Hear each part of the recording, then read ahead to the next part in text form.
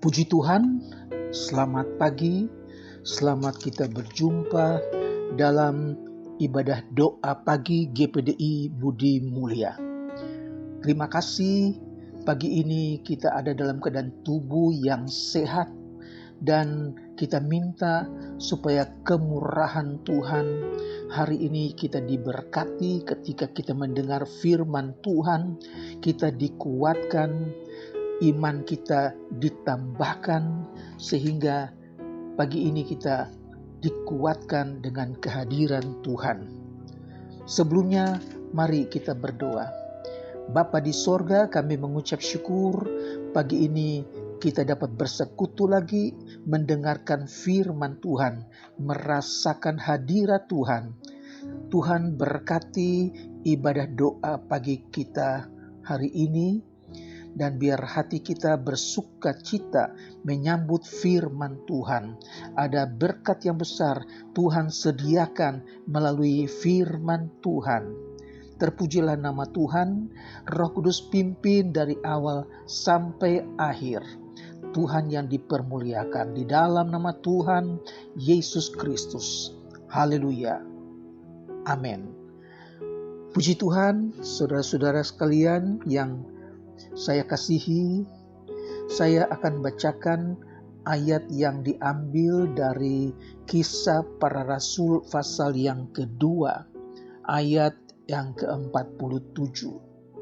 Sambil memuji Allah, dan mereka disukai semua orang, dan tiap-tiap hari Tuhan menambahkan jumlah mereka dengan orang-orang yang diselamatkan. Sekali lagi, sambil memuji Allah dan mereka disukai semua orang, dan tiap-tiap hari Tuhan menambah jumlah mereka dengan orang-orang yang diselamatkan. Puji Tuhan, ini adalah keadaan jemaat yang mula-mula ketika mereka mendengar Petrus berkhotbah pada hari Pentakosta dan ribuan orang menjadi percaya dan mereka hidup di dalam kasih kepada Tuhan. Mereka praktekkan Injil yang mereka dengar, dan yang terjadi ialah Tuhan tambahkan jumlah mereka setiap hari. Tiap hari ada orang yang datang terima Yesus dan percaya kepada Yesus. Mengapa, saudara-saudara? Apa keistimewaan jemaat yang mula-mula? Dalam ayat 45, dan selalu ada dari mereka yang menjual harta miliknya, lalu membagi-bagikannya kepada semua orang sesuai dengan keperluan masing-masing. Saya ulangi, dan selalu ada dari mereka yang menjual harta miliknya, lalu membagi-bagikannya kepada semua orang sesuai dengan keperluannya masing-masing. Saudara, ini adalah pengalaman jemaat yang mula-mula. Selalu ada dari jemaat yang menjual harta milik mereka, dan hasil dari penjualan itu dibagi-bagikan kepada orang-orang lain yang membutuhkannya.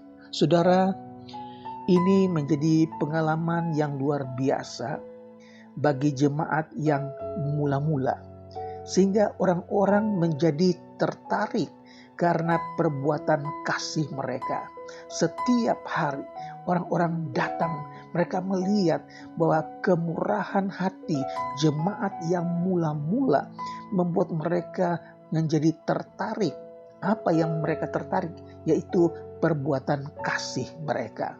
Saudara, dalam Injil Matius pasal 25 ayat 34, dan raja itu berkata kepada mereka yang di sebelah kanannya, "Mari, hai kamu yang diberkati oleh Bapakku, terimalah kerajaan yang telah disediakan bagimu sejak dunia dijadikan.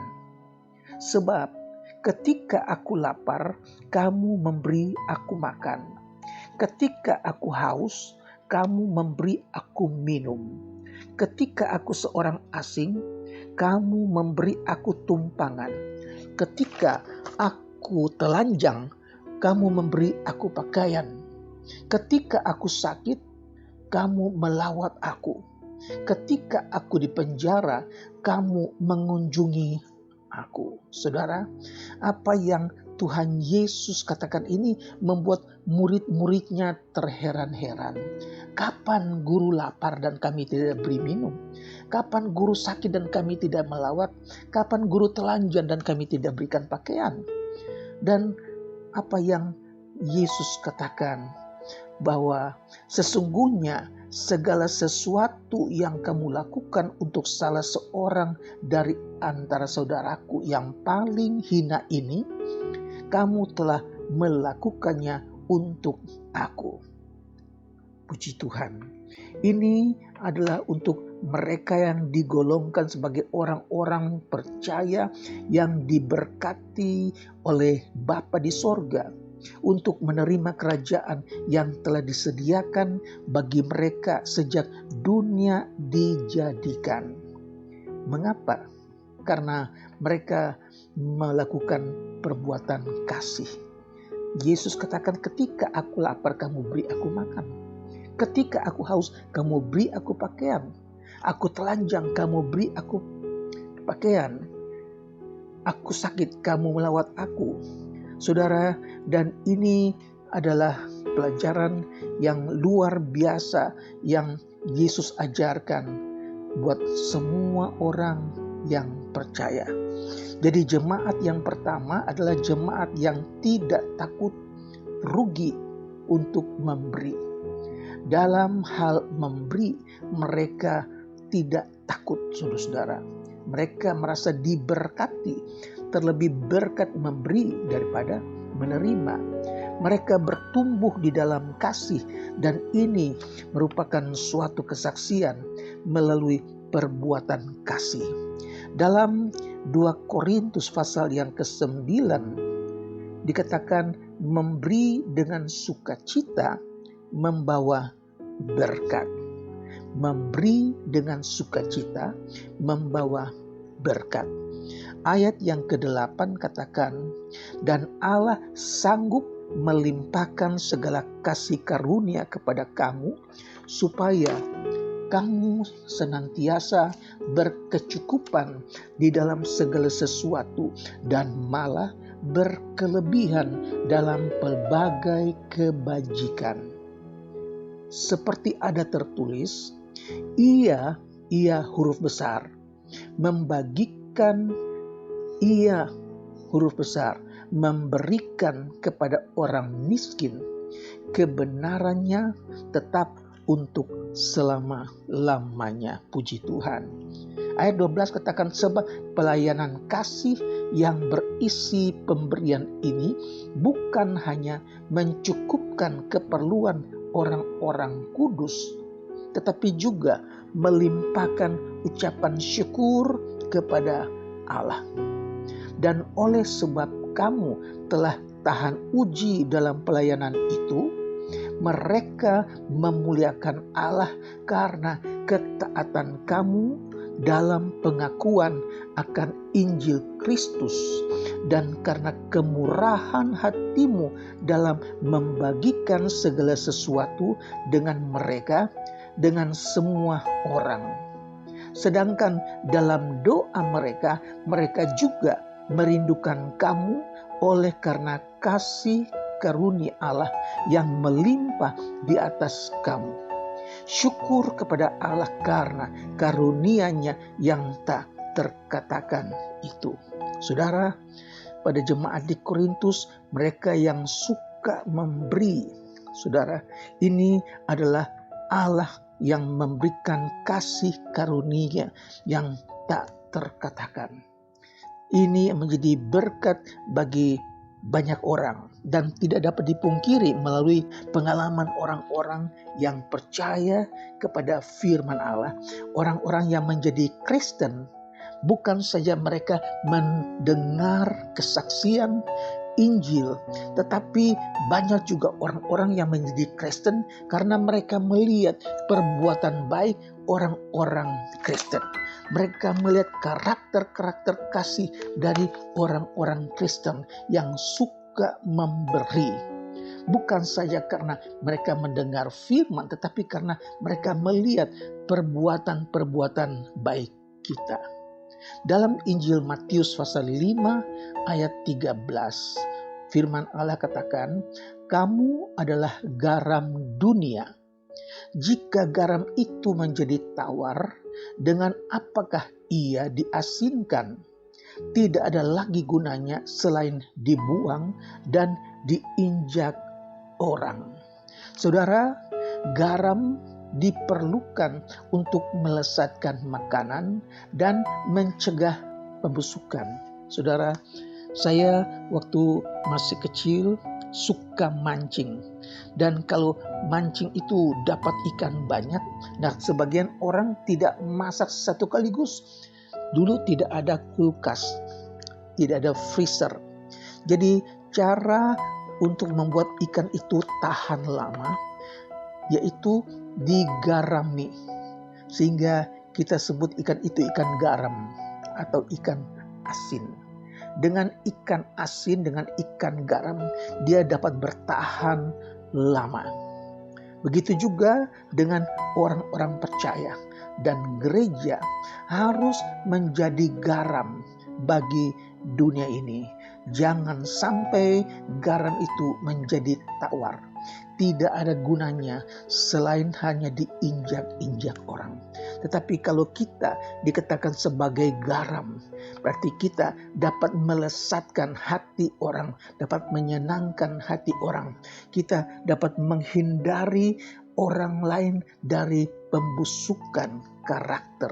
Jangan sampai garam itu menjadi tawar sehingga jemaat Tuhan, gereja Tuhan menjadi gereja yang suam-suam kuku.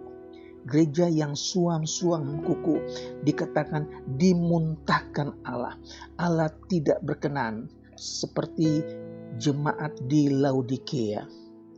Saudara-saudara, kami hendak memberitahukan kepada kamu tentang kasih karunia yang dianugerahkan kepada kamu, tentang kasih karunia yang dianugerahkan kepada kamu jemaat-jemaat di Makedonia. Ayat yang kedua dikatakan, selagi dicobai dengan berat dalam pelbagai penderitaan, sukacita mereka meluap meskipun mereka sangat miskin, namun mereka kaya dalam kemurahan. Puji Tuhan, saudara-saudara. Ini jemaat Korintus. Dalam pasal 8 ini Rasul Paulus menyingkapkan prinsip-prinsip, janji-janji penting menyangkut pemberian-pemberian orang Kristen. Dari zaman dulu sudah terbukti menjadi pengalaman jemaat, walaupun miskin, tapi mereka kaya dalam berbagai kemurahan. Kita ini adalah milik Allah, saudara.